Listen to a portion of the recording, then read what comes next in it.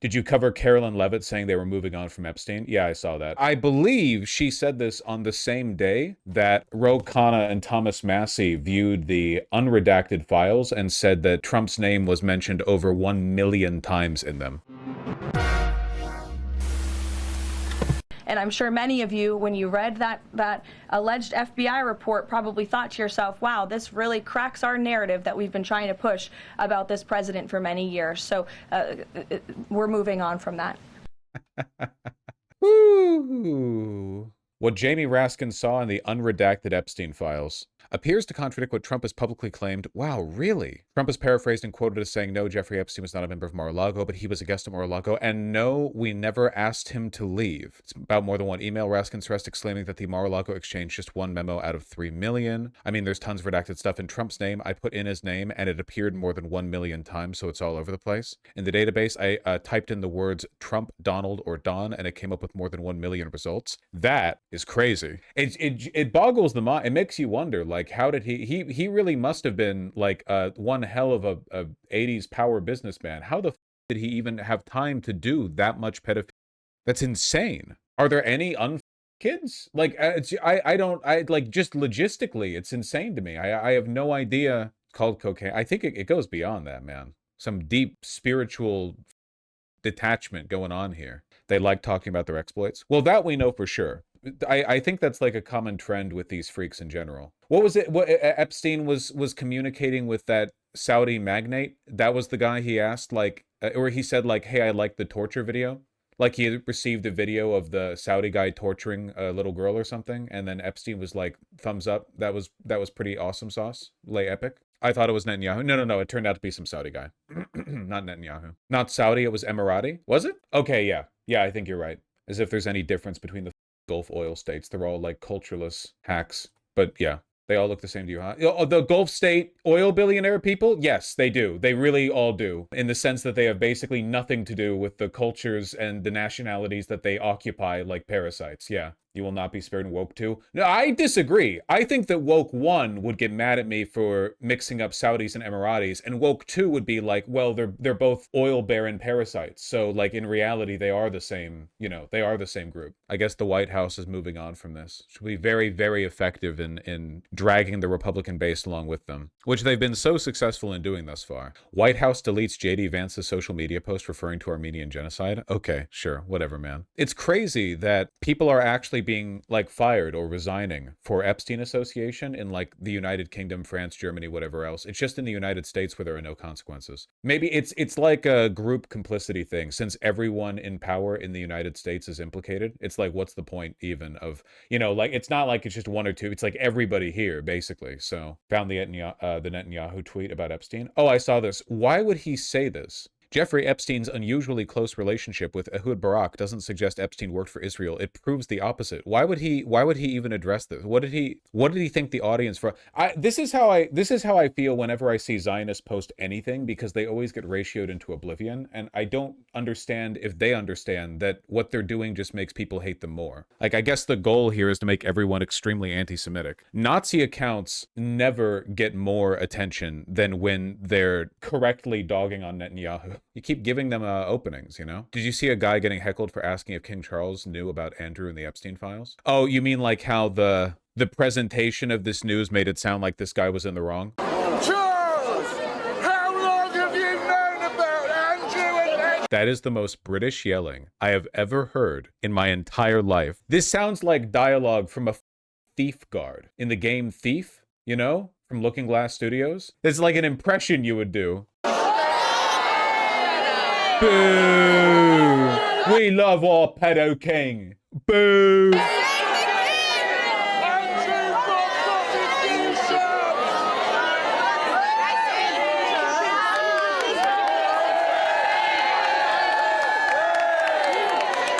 God, it's such a country, dude. Look at every one of the, it's like 80-year-olds. Look at that. Every single one, except for a kid who was like dragged here. And even the kid is the same hair color as the old people. It's like being made old, being around the king.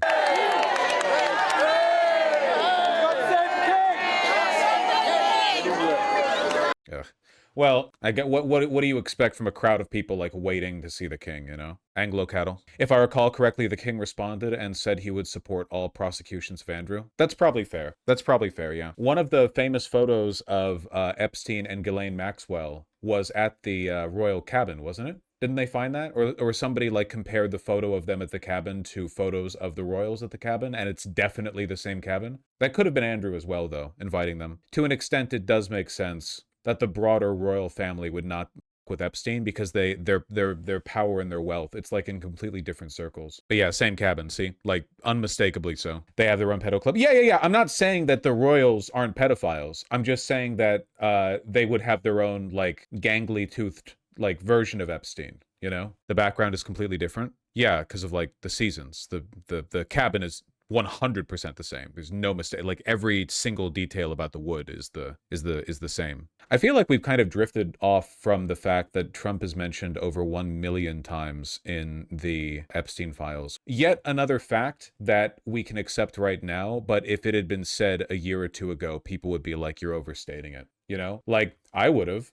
You know, I've always believed Trump is a pedophile and Epstein affiliated. That's not new. But if you said, yeah, 1 million file mentions, I'd be like, probably not that much. But no, it was his first million. God, it's crazy. And yet the Biden DOJ said nothing about it. Yeah, no, I mean, well, a lot of that information they didn't have access to. They had access to enough of it. A lot of these files only recently became available, but they had enough at the time. They could have gone after him at any point if they wanted to. You guys hear Epstein appears in the Trump files? Seriously. MS Now reporter Matt Fuller noted that if Raskin's search was accurate, then it means the Department of Justice redacted more than 96% of the mentions of Trump. I think somebody saw a couple of instances where the word don't was censored, like DON accidental space apostrophe T, meaning that there was an auto censor applied to Don, which is of course one of the ways people refer to Donald Trump, which would suggest that like they were blanket hiding his names, which makes sense, you know.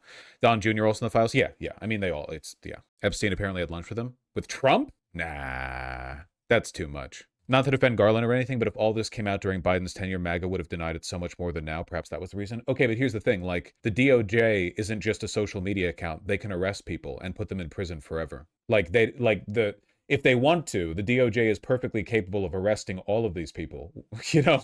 Like the public opinion doesn't really matter. You can just do mass arrests of all the pedophiles, which they should have done. I need internal communication within the Biden White House. I really, really want some info. I would love to know why they didn't. I would love to know exactly why Merrick Garland didn't do any of this shit. If I can get even a single quote supporting my belief that they didn't do the Epstein file bit because of Israel, I'm going to lose my shit. I'm going to lose my mind. If we really do live in a world that cynical, where Biden would allow a fascist pedophile conspiracy to fester just because he doesn't want to admit that Israel's tied up in all of it. There's a chance Biden forgot about it. Well, it was really up to Merrick Garland. You know, traditionally, the DOJ is not supposed to go after targets at behest of the White House, but we all know that's bullshit. On the House floor on Tuesday, Khanna named 6 men whose names he said were redacted from the unofficial release of the files, that he and Massey reviewed the unredacted documents of the DOJ for 2 hours on Tuesday. Those people were Les Wexner, no surprise there, Sultan Ahmed bin Soleim, no surprises there, and 4 others whose identities are still relatively unknown. Nicola Caputo, Salvatore, blah, blah, blah, blah, blah. Oh, that's the Victoria's Secret guy. We already knew he was affiliated with Epstein. Like, super affiliated. They were super close tie. By the way, you'll never guess. You take a look at the Wikipedia page, right up here in the top. Wexner is involved in politics. In 1991, with billionaire Charles Bronfman, Wexner formed the Mega Group, a club of some of the country's wealthiest, most influential businessmen, as a pro-Israel lobby group. Just love that right there. Some of the country's wealthiest and most influential businessmen. Of course, it was a pro-Israel group. Many such cases, every such cases. The org is said to try to influence U.S. foreign policy in the Middle East. In 2003, it employed consultant Frank Luntz to help the group mobilize support for Israel. The group is also said to have contracts with Mossad and to have served as a vehicle for influence operations in the United States. And he's 88 years old. What a suspicious number. Wexner retained Jeffrey Epstein as his financial manager for 20 years and was initially the main client of Epstein's money management firm, according to Bloomberg. All of this was known, by the way, before Ro Khanna named him on the House floor yesterday. Epstein ran his business from a house Wexner owned and sometimes lived in. They were roommates. The Wexner stuff's causing more implosions in Ohio politics. Basically, the whole Ohio GOP is deeply tied to Wexner, and people are panicking that it will sink the entire ticket. I'm sorry, are there consequences to being a pedophile? I didn't realize. My understanding, based on the past, like, at least year of politics, was that there were absolutely none. I mean, I guess we'll find out. Is Ohio anti-pedophile? In 1985, Arthur L. Shapiro was a lawyer and partner at Columbus law firm assigned to represent the limited account. Shapiro was about to appear before a grand jury to testify about an illegal tax scheme he was involved with. Days before his testimony, Shapiro was assassinated in a way that witnesses described as similar to a Mafia hit. Ben? Shapiro is not that uncommon of a name, you know. Even Fox News gave up on her? How so? How many lives have been derailed because your department was either sloppy and incompetent or willfully trying to intimidate and punish these ladies for coming forward? How much? How is that giving up on her? I don't understand. You just gave me a clip. You wasted my time. Can you give it back? Your time is up.